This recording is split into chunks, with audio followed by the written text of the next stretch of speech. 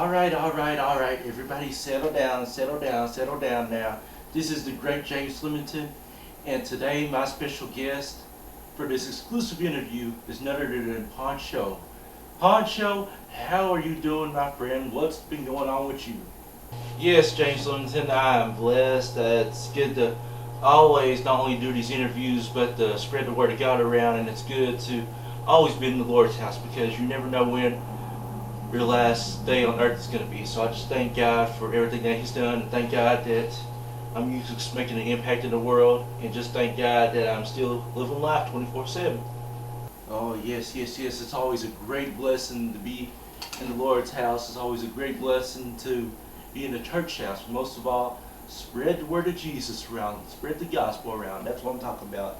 But on to, speaking of preaching, how does it feel being the hip-hop preacher?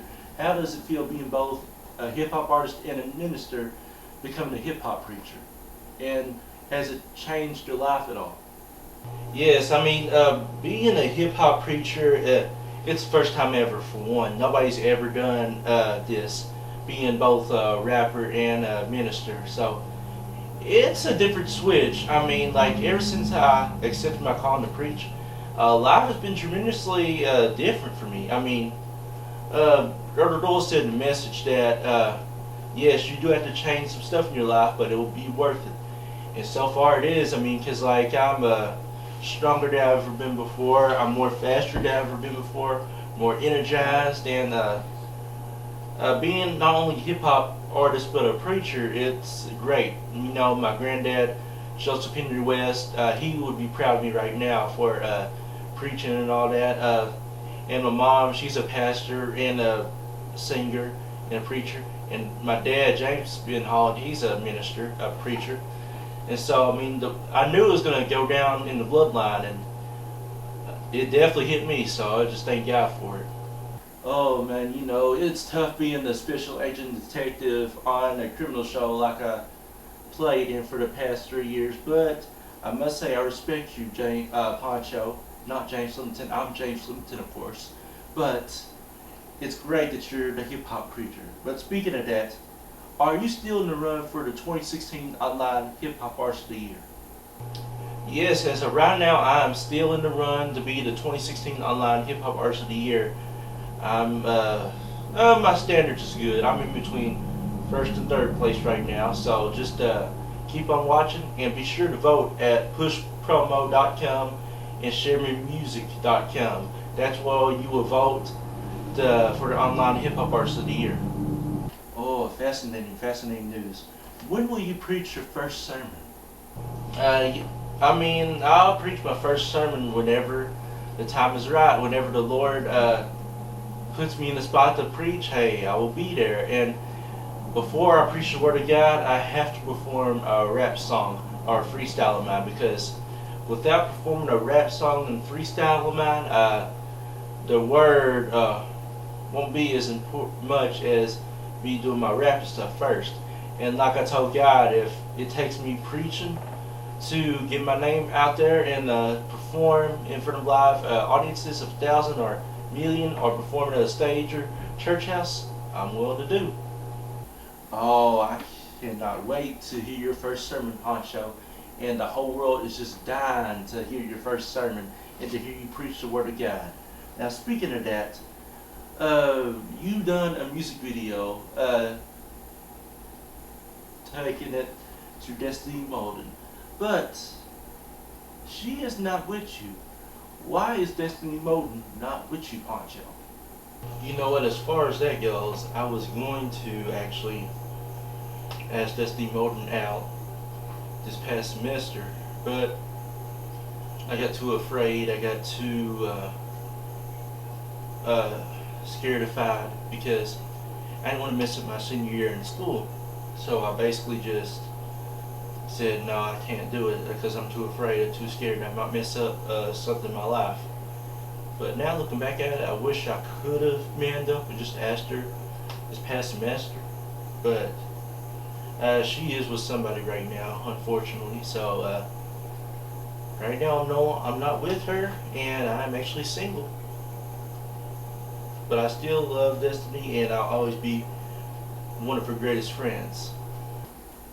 Okay, this rivalry between Brock Lesnar and Goldberg has been going on for years, but now the real match is finally here. The first run was it was a terrible match, but this second match, Sunday Survivor Series, who will win between Brock Lesnar and Bill Goldberg? Oh man, you shouldn't even ask me this, man. You already know what match it's gonna be. But Brock Lesnar and Goldberg, they've been going at it since 2004. And Goldberg and Lesnar, they had some words at Survivor Series 2003. And so, this match is going to be huge. It's going to be better than WrestleMania 20. Because let's face it, WrestleMania 20 was a terrible match between both of them. In just my opinion, I'm sure everybody else agrees. But Lesnar's got the overhand on Goldberg because where he's not only been in WWE, but he's been in UFC. So now that he's back in WWE and he's had the UFC style of fighting training, it's going to be tough for Goldberg to combat at Lesnar. Yes, Brock Lesnar's going to take Goldberg to Suplex City, and yes, Goldberg is going to beat the crap out of Brock Lesnar. But at the end of the day, Lesnar's got the upper hand on Goldberg because where he's not only been in the business longer, but Lesnar just don't flat out care what he does to his opponents. He'll do what he has to do to stop him.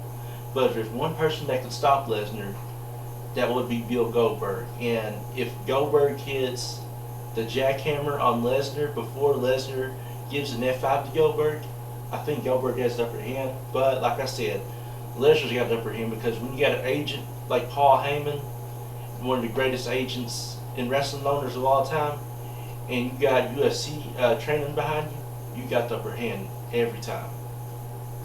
Oh man. I knew you was gonna say Brock Lesnar. Brock Lesnar and I go way back.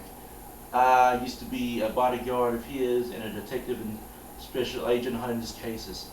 So, speaking of that, what are you looking for in a relationship? What am I looking for in a relationship?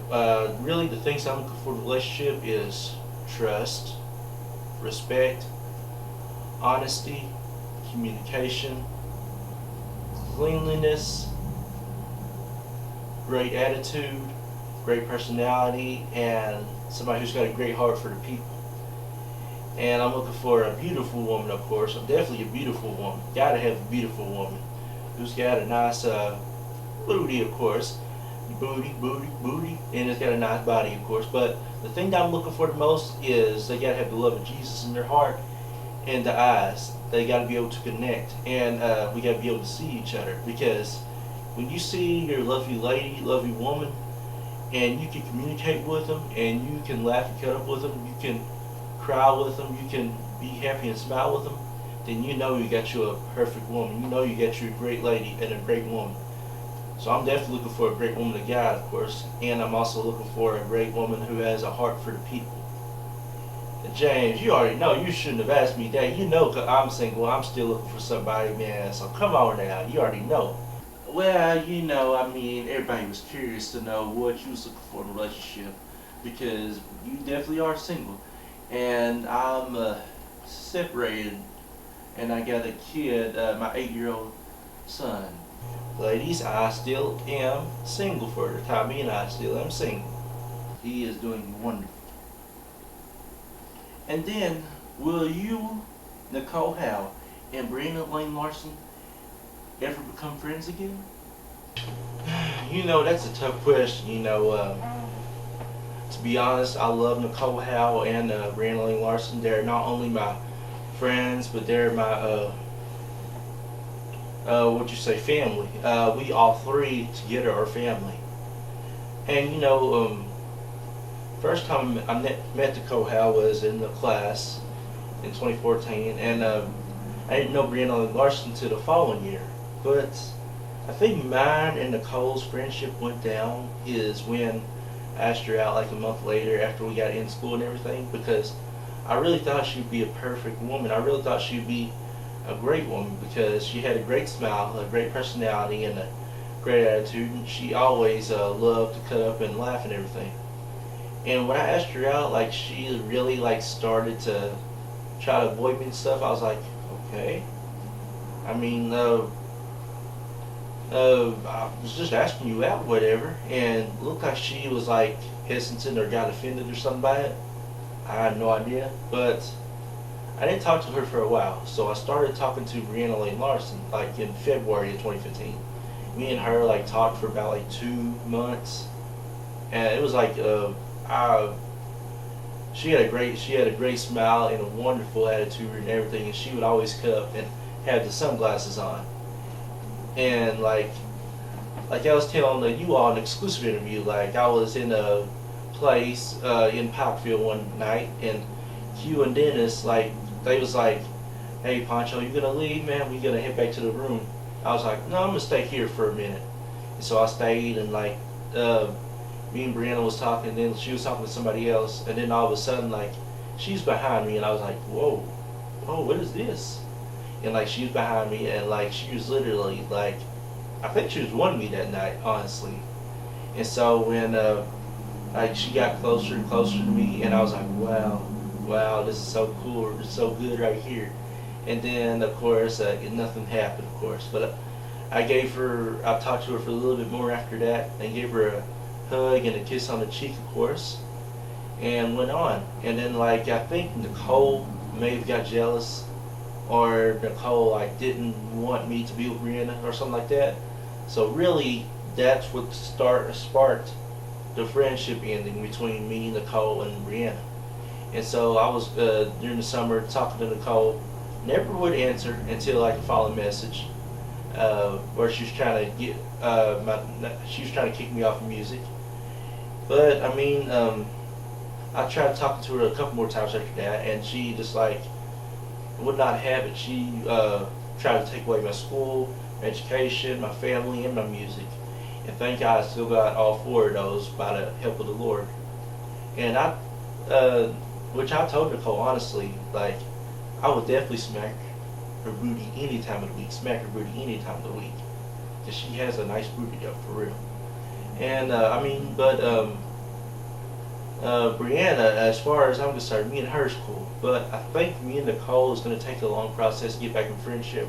But, you know, you can't put a smile on everybody's face no matter what you do.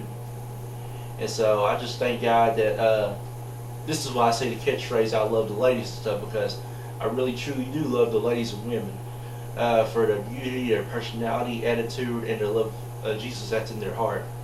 And I hope that me, Nicole, and Brianna can be one big old family one day. But, you know, like I said, ladies and women around the world, I'm still single. So, it's your boy, Mr. Blazin, 24/7.